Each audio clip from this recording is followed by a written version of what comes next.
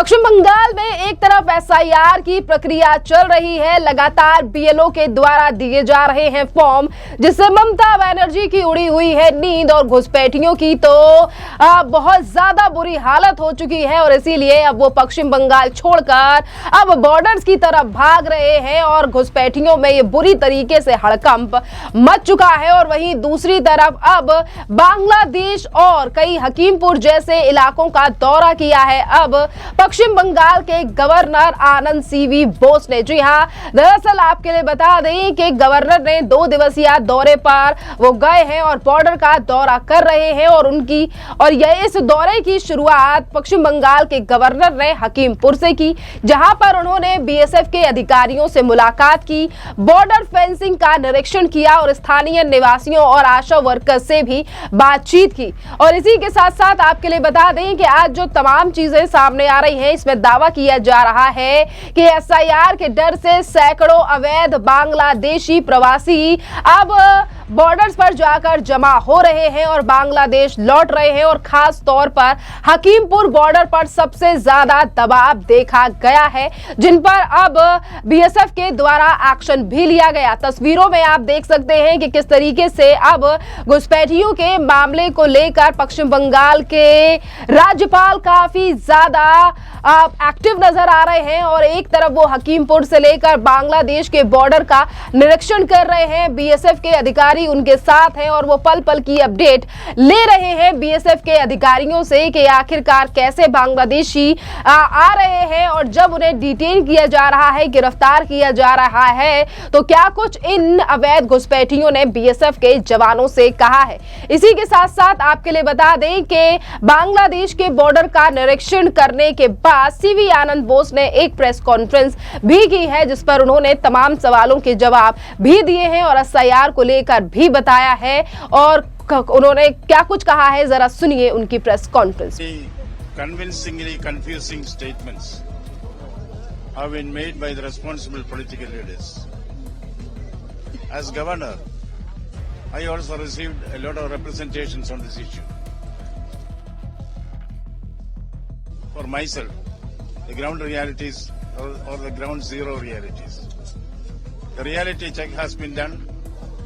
I have discussed with the BSF officers, extensively toured around the border areas and made my own assessment on this.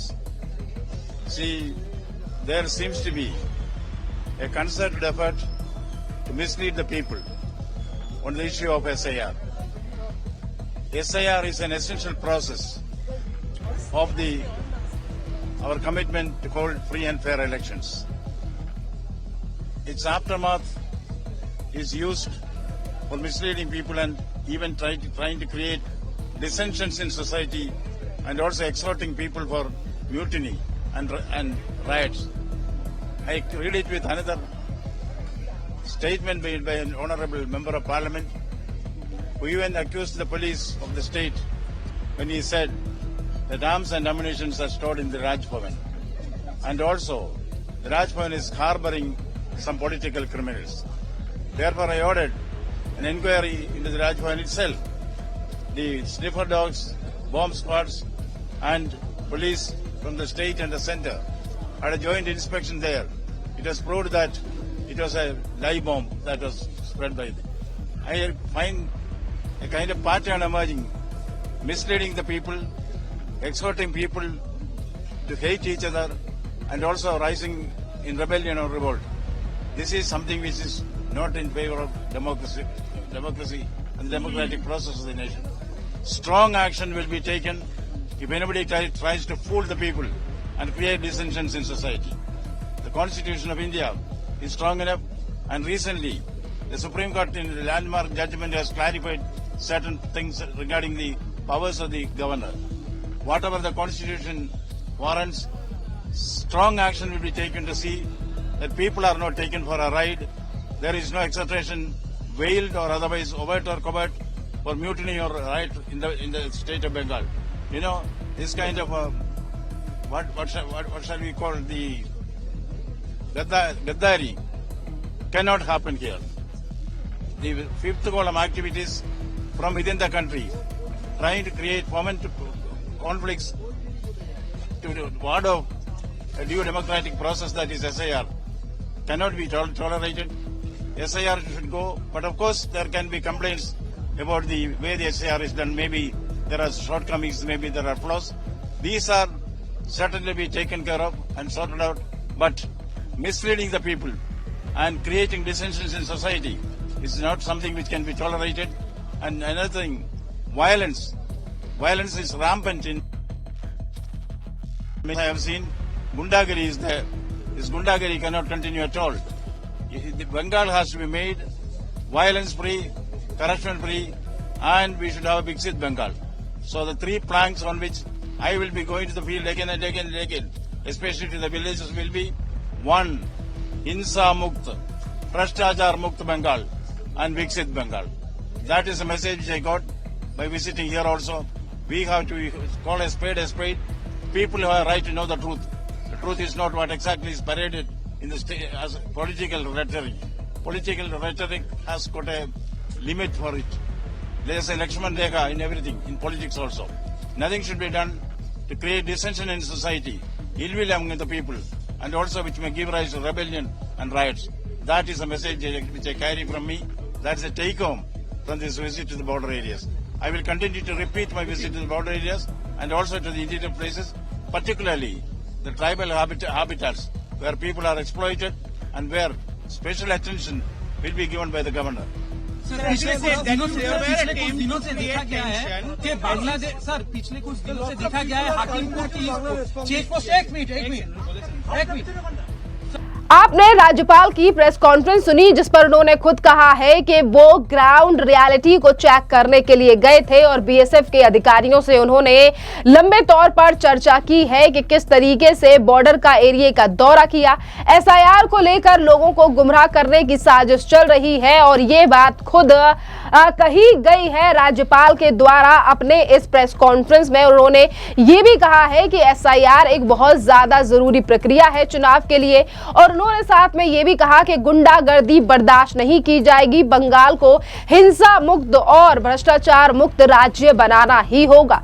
एक तरफ ये तमाम बातें अपनी press conference में राज्यपाल के द्वारा कही गई हैं, तो वहीं दूसरी तरफ आपके लिए बता दें कि राज्यपाल ने अपने दौरे को लेकर अपनी रिपोर्ट सक्षम अधिकारियों को भेजने का ऐलान भी किया है। जहां एक तरफ राज्यपाल का कहना है कि चुनाव होने से पहले एसआईआर की प्रक्रिया काफी ज्यादा जरूरी है पश्चिम बंगाल में, क्योंकि लगातार अवैध प्रवासी घुसपैठिए या फिर हम कहें कि अवैध बांग्लादेशी जो कि काफी बड़ी संख्या में पश्चिम बंगाल में घुस आए थे, अब उन्हें निकालना काफी ज्यादा जरूरी है, जिस पर यह मुख्य जोर दिया गया राज्यपाल के द्वारा। तो वहीं दूसरी तरफ राज्य की सरकार और राज्य की मुख्यमंत्री ममता बनर्जी लगातार एसआईआर का विरोध कर रही हैं। कभी वो चुनाव आयोग को पत्र लिखती हैं तो कभी वो ये कहती हैं राज्य सरकार को हटाने, वोट बैंक काटने के लिए बीजेपी और चुनाव आयोग के द्वारा ये चाल चली जा रही है। अब आपके लिए बताते हैं एसआईआर प्रक्रिया का आखिरकार बॉर्डर के इलाकों पर क्या असर। देखिए 12 राज्यों में एसआईआर कराने के आदेश दे दिए हैं, जिसमें से पश्चिम बंगाल, उत्तर प्रदेश और तमाम राज्य शामिल हैं, जहां हर कोई राज्य में आसानी से एसआईआर हो रहा है। सरकार लगातार सरकारें जो है वो चुनाव आयोग का सहयोग कर रही हैं, पर वहीं दूसरी तरफ ममता बनर्जी लगातार एसआईआर का विरोध कर रही है। और इसकी अगर बॉर्डर पर इसका क्या असर पड़ेगा बॉर्डर एरियाज पर, तो देखिए इसका मकसद, एसआईआर का मकसद वोटर लिस्ट से फर्जी अवैध नाम हटाना है ताकि चुनाव निष्पक्ष तरीके से हो सके। और इसी के साथ साथ 24 परगना हो या नदिया हो या मुर्शिदाबाद जैसे बॉर्डर के इलाकों में अवैध बांग्लादेशी मुस्लिमों के लौटने की खबर भी आई है कि जैसे जैसे बीएलओ फॉर्म देकर जा रहे हैं और जिसके बाद ये बांग्लादेशी वापस भी लौट रहे हैं। बीएसएफ ने नवंबर में ही 48 घुसपैठियों को गिरफ्तार किया है जो डर के मारे भाग रहे थे और बीजेपी के नेता शुभेंदु अधिकारी पहले ही ममता बनर्जी पर यह आरोप लगा चुके हैं कि ममता बनर्जी का वोट बैंक अब पश्चिम बंगाल से भाग रहा है और इसीलिए ममता बनर्जी को अब अपनी हार का डर सताने लगा है। एक तरफ बीजेपी लगातार एसआईआर के मामले को लेकर हमलावर है ममता बनर्जी पर। राज्यपाल ने दौरे के बाद जिस तरीके से बड़ी बात कही है है कि अब एसआईआर को लेकर जो लोग गुमराह कर रहे हैं उन्हें गुमराह नहीं करना चाहिए, क्योंकि ये पश्चिम बंगाल और पूरे देश में काफी ज्यादा महत्वपूर्ण प्रक्रिया है। पर इसके बावजूद भी ममता बनर्जी की पार्टी लगातार इसका विरोध कर रही है और विरोध करने वाले लोगों में सिर्फ ममता बनर्जी ही नहीं बल्कि कांग्रेस के द्वारा भी ऐलान किया गया है कि वो देश की राजधानी दिल्ली में जल्द ही एसआईआर के खिलाफ एक बड़ा धरना प्रदर्शन, विरोध प्रदर्शन करने जा रहे हैं। जहां एक तरफ एसआईआर के डर से घुसपैठिए पश्चिम बंगाल से भाग रहे हैं, वहीं दूसरी तरफ इस एसआईआर का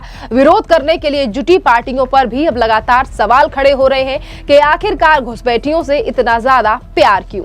खैर, इस पूरे मामले पर अब आपकी भी जो राय हो आप भी हमें कमेंट कर जरूर बताइए। धन्यवाद।